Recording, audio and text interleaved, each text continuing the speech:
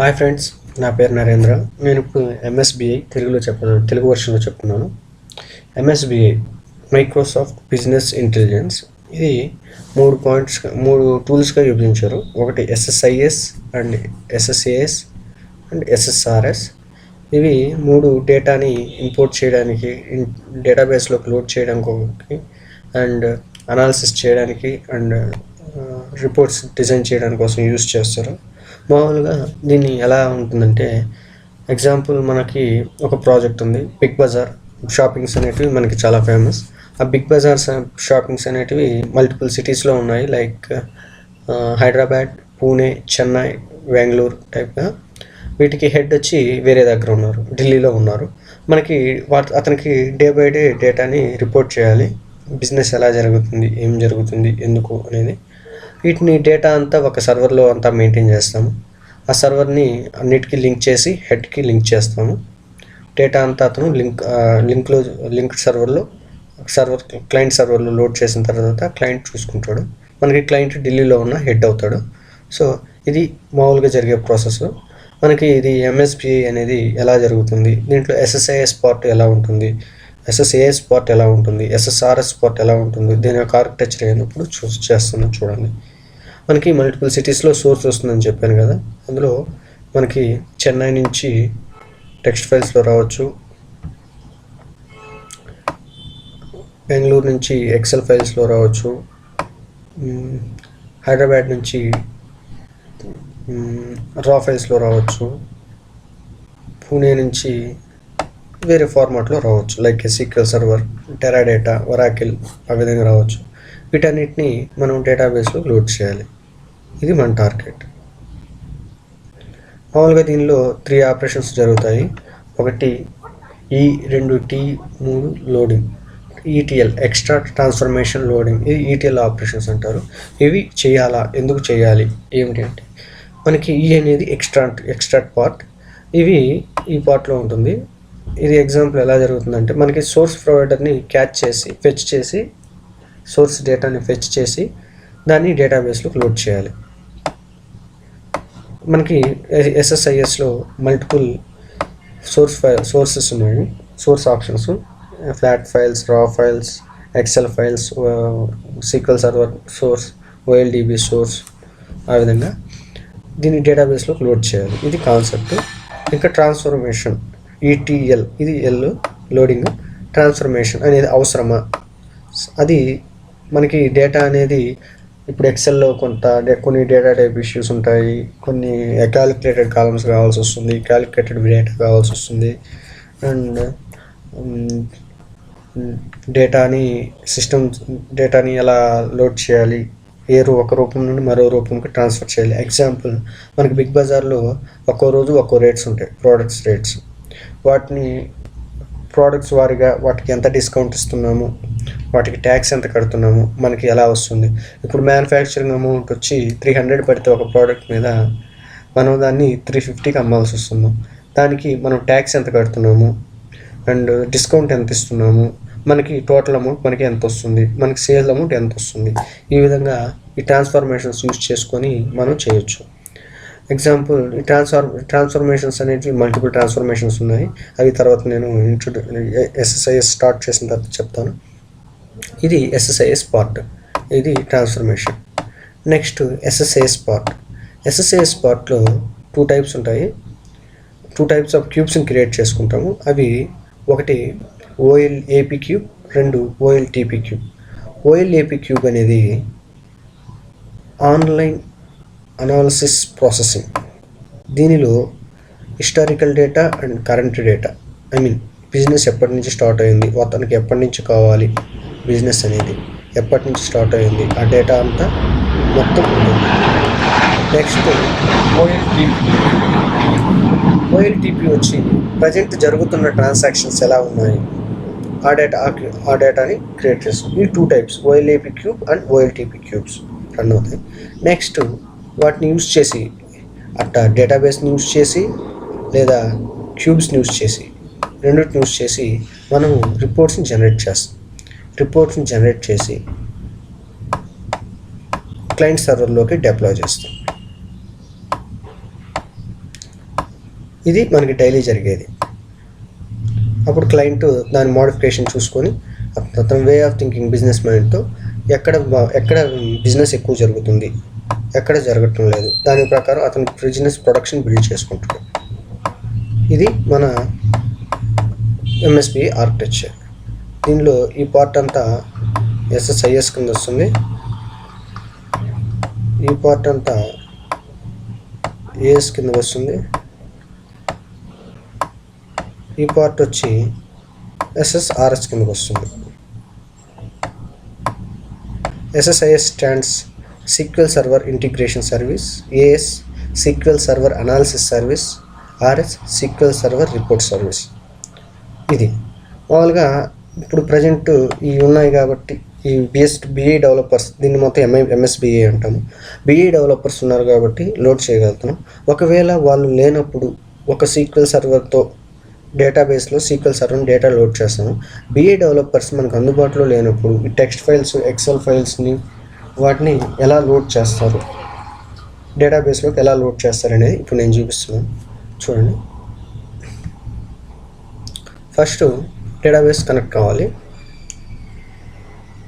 Database connect అయ్యే విధానాలు 3 types ఉన్నాయి. ఒకటి, మనకి సర్వర్ నేమ్ తెలుసుంటే సర్వర్ నేమ్ డైరెక్ట్గా అప్లై చేయొచ్చు. నా సర్వర్ నేమ్ వచ్చి సన్నిబోయిన నరేన్, ఇది సర్వర్ నేమ్. దీనికి డైరెక్ట్గా క్లిక్ చేస్తే డైరెక్ట్గా కనెక్ట్ అవుతుంది. ఒకవేళ మనకి సర్వర్ నేమ్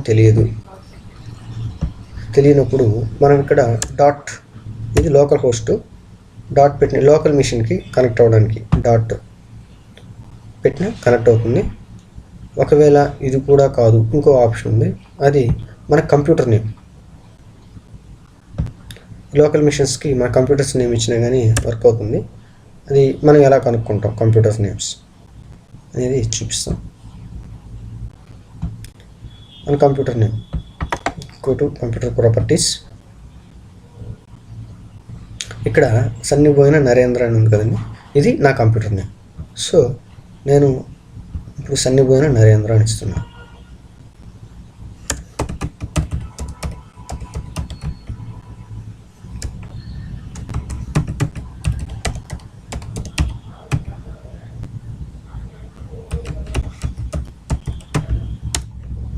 కనెక్ట్ అయింది కదా, ఇది. నెక్స్ట్, ఒకవేళ కనెక్ట్ కాకపోతే ఎలా, మనకి సర్వీసెస్ ఉన్నాయి.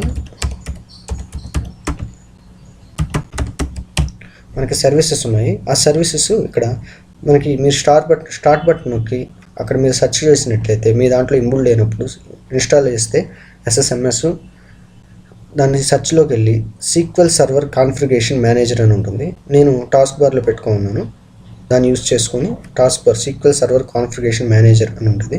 దీన్ని క్లిక్ చేసినప్పుడు ఇక్కడ మనకి అన్ని సర్వీసెస్ ఉంటాయి.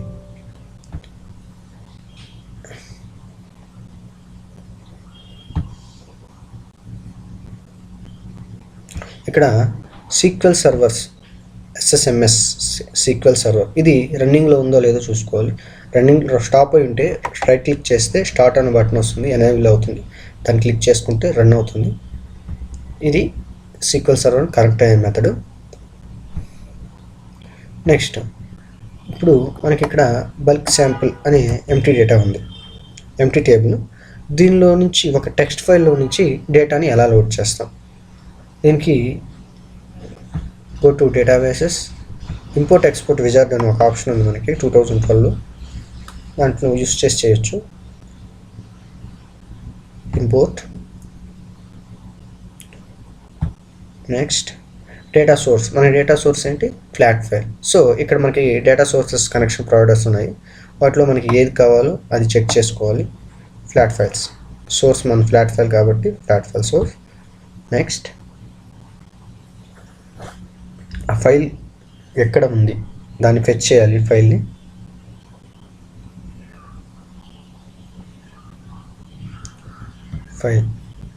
Browse the file,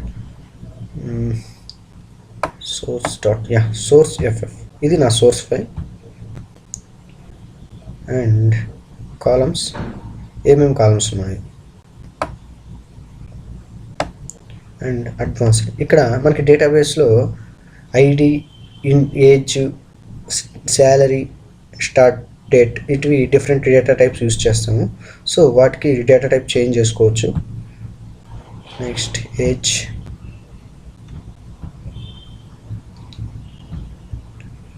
salary, currency కాబట్టి కరెన్సీ డేటా టైప్ చెక్ చేశాను. And start date, date data type కాబట్టి డేట్ కాలం కాబట్టి డేట్ డేటా టైప్ సెట్ చేశాను. అండ్ నెక్స్ట్ అండ్ డెస్టినేషన్, మన destination SQL server table. So server name, provider, server name and database name ఇంబుల్డ్గా ఉంది. ఒకవేళ database మీరు check చేసుకోవాలనుకుంటే కింద డ్రాగ్ అండ్ డ్రాప్ చేస్తే డేటాబేస్ నేమ్స్ వస్తాయి, దాన్ని మీరు క్లిక్ చేసి నెక్స్ట్ డెస్టినేషన్, ఏ టేబుల్లో మీరు లోడ్ చేయాలి అది మీ కాన్సెప్ట్. ఆటోమేటిక్గా మీ సోర్స్ ఫైల్ ఏ పేరుతో ఉందో దాంతో ఓపెన్ అవుతుంది. అలా కాకుండా మీరు ఎగ్జిస్టింగ్ టేబుల్లో లోడ్ చేయాలనుకున్నప్పుడు ఇక్కడ మన దాంట్లో బల్క్ శాంపుల్ అనే దాంట్లో లోడ్ చేయాలి.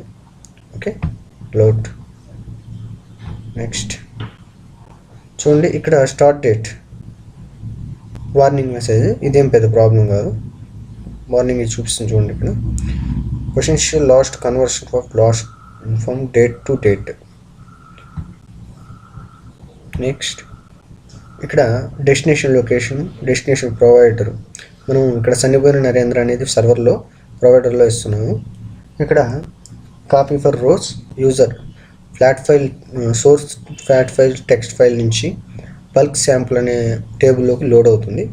Next finish.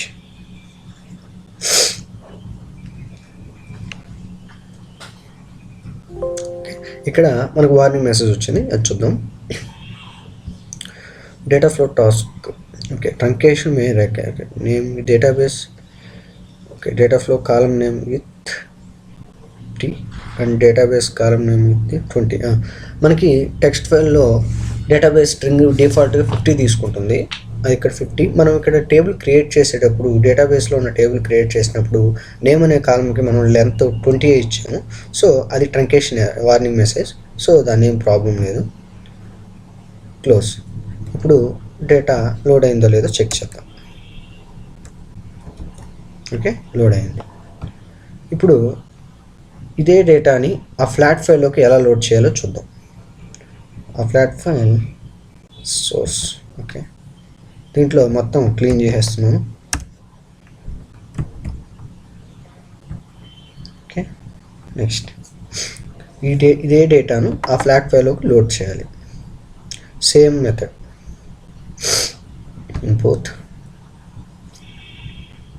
నెక్స్ట్ ఇప్పుడు మన source OLDB source. So OLDB source server name, మనకి server name server name provide చేద్దాం. డేటాబేస్ సెలెక్ట్ చేయాలి. డేటాబేసెస్ మనకి DemoDBలో డేటాబేస్లో ఉంది. నెక్స్ట్ అండ్ డెస్టినేషన్, మన డెస్టినేషన్ ఫ్లాట్ ఫైల్. సో ఇక్కడ ఫ్లాట్ ఫైల్ డెస్టినేషన్ ఉంటుంది. చెక్ ఫైల్ని బ్రౌజ్ చేయాలి. మన ఫైల్ sample.sample.ff కదా, క్లిక్ చేసాము. Next first column names with first row data, okay. Next and next ఏ టేబుల్లో డేటా, ఇక్కడ ఏ టేబుల్లో డేటా మనం లోడ్ చేయాలనుకున్నాం దాన్ని సెలెక్ట్ చేయాలి. Next and finish.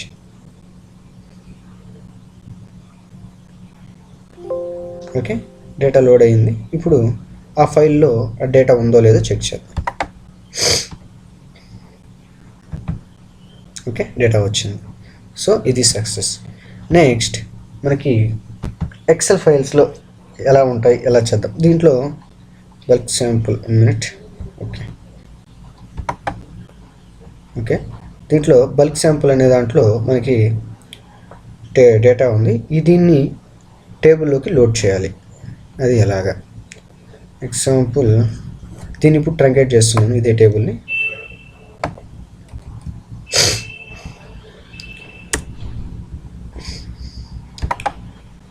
ఇది కూడా సేమ్ అదే మెథడ్, ఇంపోర్ట్. మన సోర్స్ ఇప్పుడు ఎక్సెల్ ఫైల్లో ఉంది. సో ఇక్కడ మనం ఎక్సెల్ సోర్స్ని సెలెక్ట్ చేసుకోవాలి. Excel source Microsoft Excel. ఆ పాత్ని ఫైల్ని సెలెక్ట్ చేయాలి. మనకి శాంపుల్లో ఉంది. నెక్స్ట్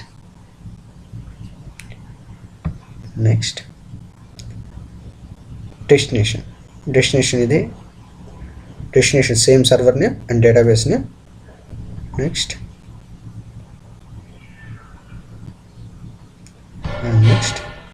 ఇక్కడ మనం బల్క్ శాంపుల్ అనే దాన్ని సెలెక్ట్ చేస్తున్నాం.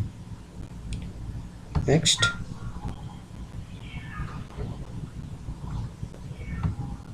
డెస్టినేషన్ ఇక్కడ సెలెక్ట్ చేయాలి.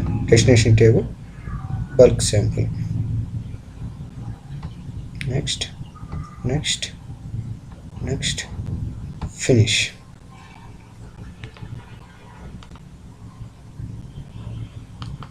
ఓకే, డేటా సక్సెస్ఫుల్గా లోడ్ అయింది. ఇప్పుడు ఆ డేటా టేబుల్లోకి వచ్చిందో లేదో చూద్దాం. ఓకే, డేటా టేబుల్లోకి వచ్చింది. ఇప్పుడు ఈ డేటాని ఆ టేబుల్ ఆ ఫైల్లోకి ఎలా లోడ్ చేస్తాం? ఈ షీట్ని నేను డిలీట్ చేసేస్తున్నాను. డిలీట్ చేసేసాను. దీంట్లో డేటా లేదు. సేవ్. ఇది కూడా same method. Import use to import or export any option use చేసుకోవచ్చు. ఇంపోర్ట్. నెక్స్ట్ మన సోర్సు ఇప్పుడు OLDB source. Server name provide చేయాలి.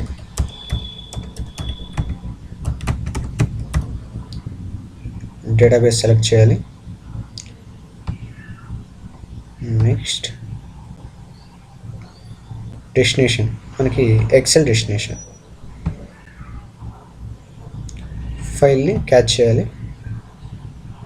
శాంపుల్.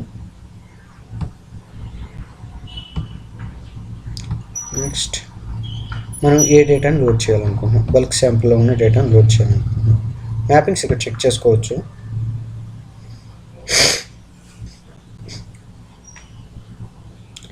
Source ID test. మనకి ఇక్కడ డేటా టైప్ కూడా మనం చేంజ్ చేయొచ్చు, దాని ఏం ప్రాబ్లం లేదు. నెక్స్ట్ ఇవన్నీ డేటా టైప్ ఇష్యూస్. వీటన్ని వార్నింగ్ మెసేజెస్ అంతేనా, అవి తర్వాత చెప్తాను. అవి ఎలాగనేది మనకి ISలో మనం క్లారిటీ చేయొచ్చు దాన్ని. Next finish.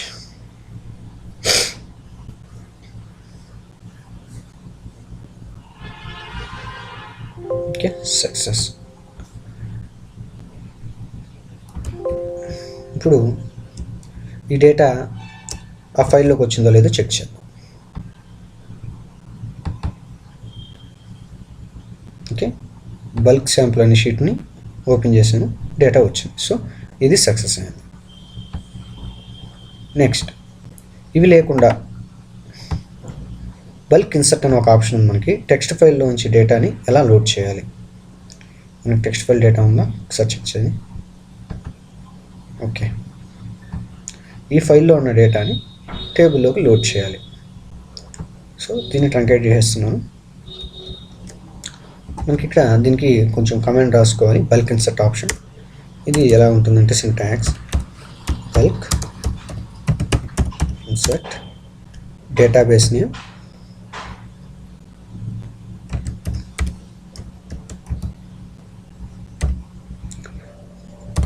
Schema name.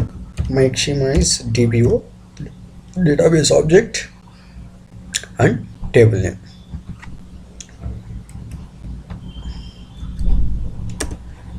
From file address. File address మన ఫైల్ అడ్రస్ ఎక్కడ ఉంది? ఇన్ ప్రాపర్టీస్లోకి వెళ్తే మనకి ఫుల్ ఫైల్ అడ్రస్ దొరుకుతుంది. ఇది మన ఫుల్ ఫైల్ అడ్రస్.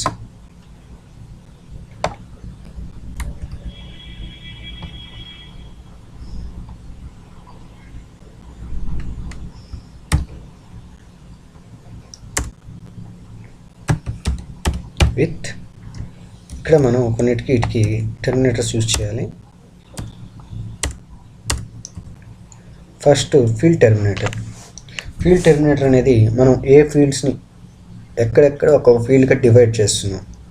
ఇవి కామా డెలిమినేటర్సా లేక వర్టికల్ పైప్ డెలిమినేటర్సా ఆ విధంగా ఫైల్ డెలిమినేటర్స్ చెక్ చేయడం కోసం ఫీల్డ్ డెలిమినేటర్స్ అనేదాన్ని పెడతాము.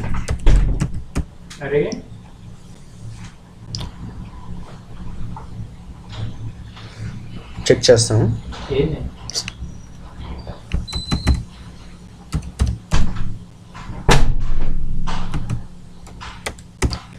Field Terminator FIELD spelling mistake. Okay, next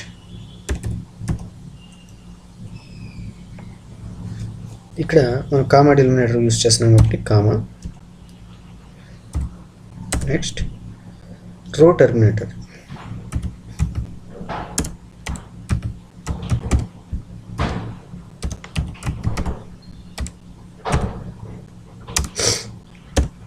రో టెర్మినేటర్లో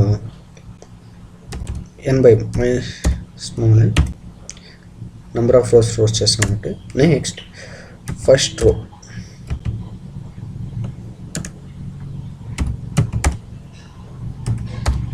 మనకి ఫస్ట్ రో వచ్చి హెడర్స్ ఉండొచ్చు, మెటాడేటా ఇన్ఫర్మేషన్ ఉండొచ్చు. నెక్స్ట్ రో నుంచి మనకి డేటా ఉండొచ్చు. కాబట్టి మనకు ఫస్ట్ రోని స్కిప్ చేస్తాం, సెకండ్ రో నుంచి లోడ్ అవ్వమని కండిషన్ ఇస్తుంది. So second row. ఇప్పుడు దీంట్లో ఎగ్జిక్యూట్ చేస్తే వస్తుంది. దీంట్లో డేటా ఏం లేదు. దీన్ని ఎగ్జిక్యూట్ చేద్దాం.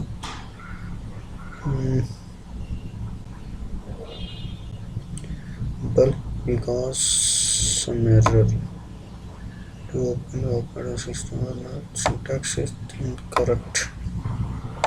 Net, I will check. Terminator first row.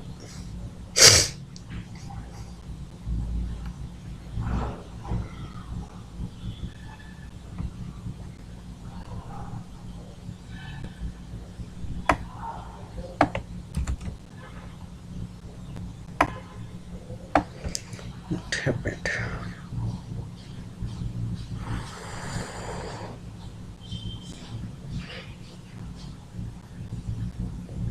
What about was file name directory code?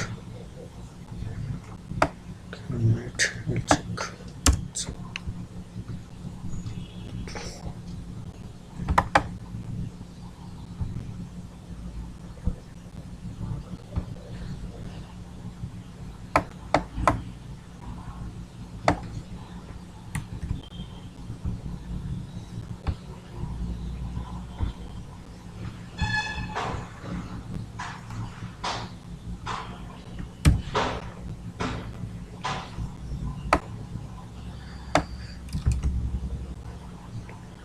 Does not exist. Why?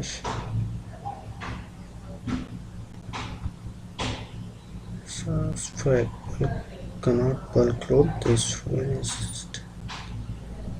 stop. This cannot exist. Some file address properties.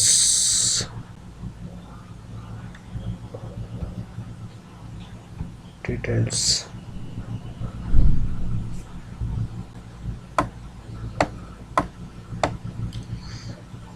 Sources, tools. What happened?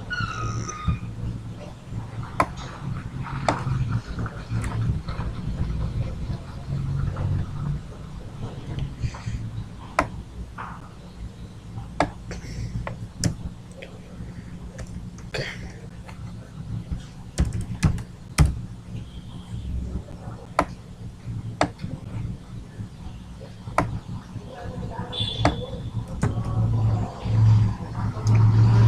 Something error code problem వస్తుంది. మామూలుగా అయితే ఇలాగే చేసేది.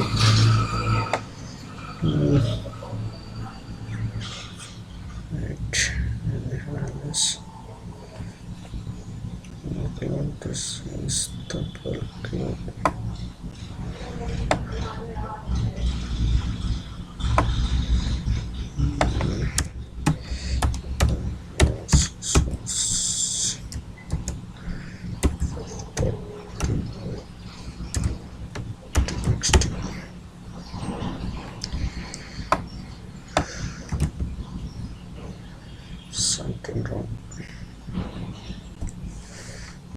Bulk insert option అయితే ఇదేను. Next ఇదేంటో error వస్తుంది, చూద్దాం తర్వాత. నెక్స్ట్ ఆప్షన్ వచ్చి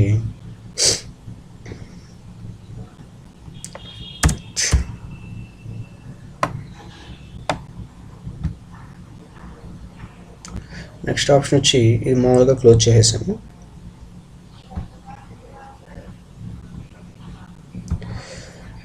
ఎక్సెల్ నుంచి డేటాను కాల్ చేస్తున్నాను. టేబుల్లో ఉన్న దాంట్లో నుంచి ఎక్సెల్లో నుంచి డేటాను కాల్ చేస్తున్నాను. అది ఎలాగా?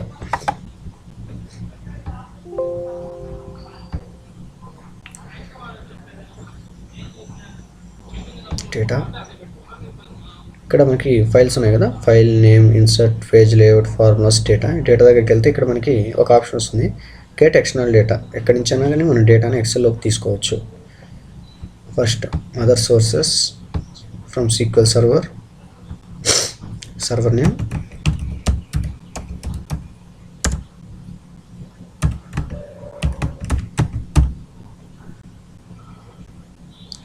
and next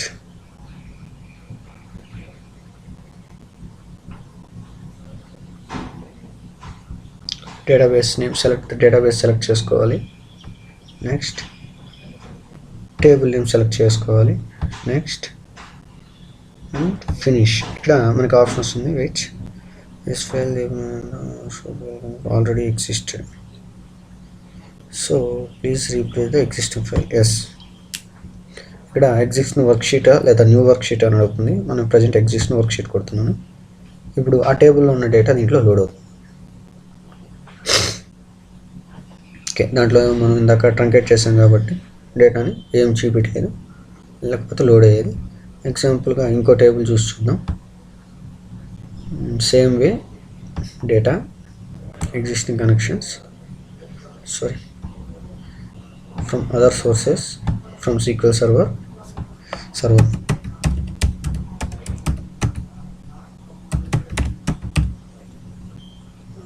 next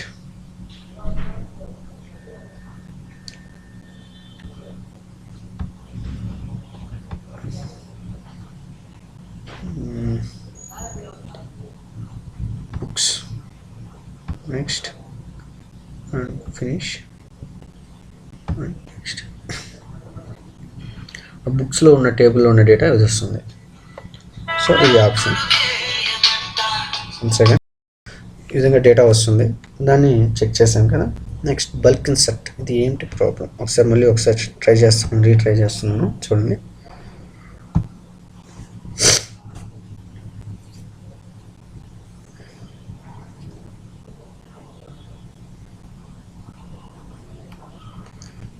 Insert.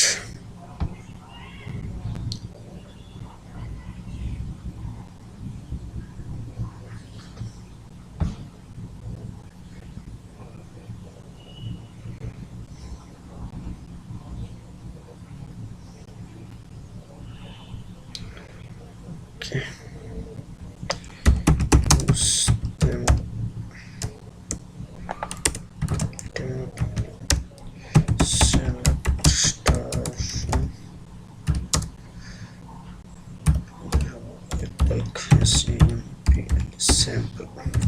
Data ఏం లేదా, దీంట్లో డేటా లోడ్ చేయాలి.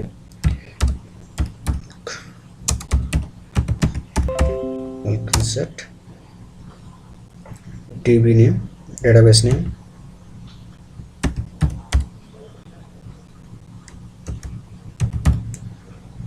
నెక్స్ట్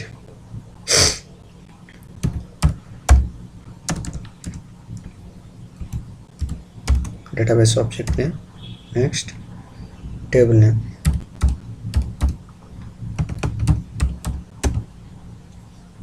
from file address మనకి ఉంది, properties,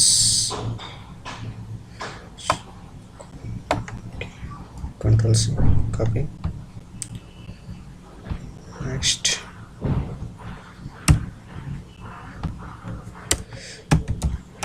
with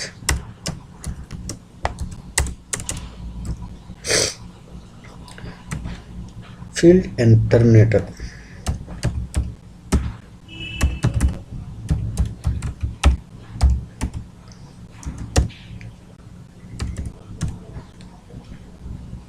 comma delimiter files కాబట్టి comma. Next row terminator.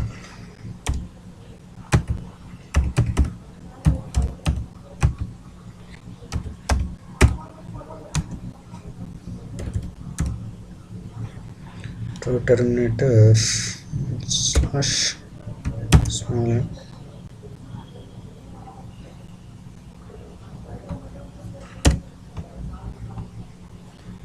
m.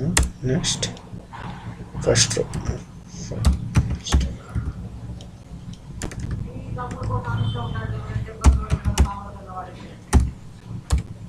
First row is equal to 2. టేబుల్లో ఏం డేటా లేదు ప్రజెంట్.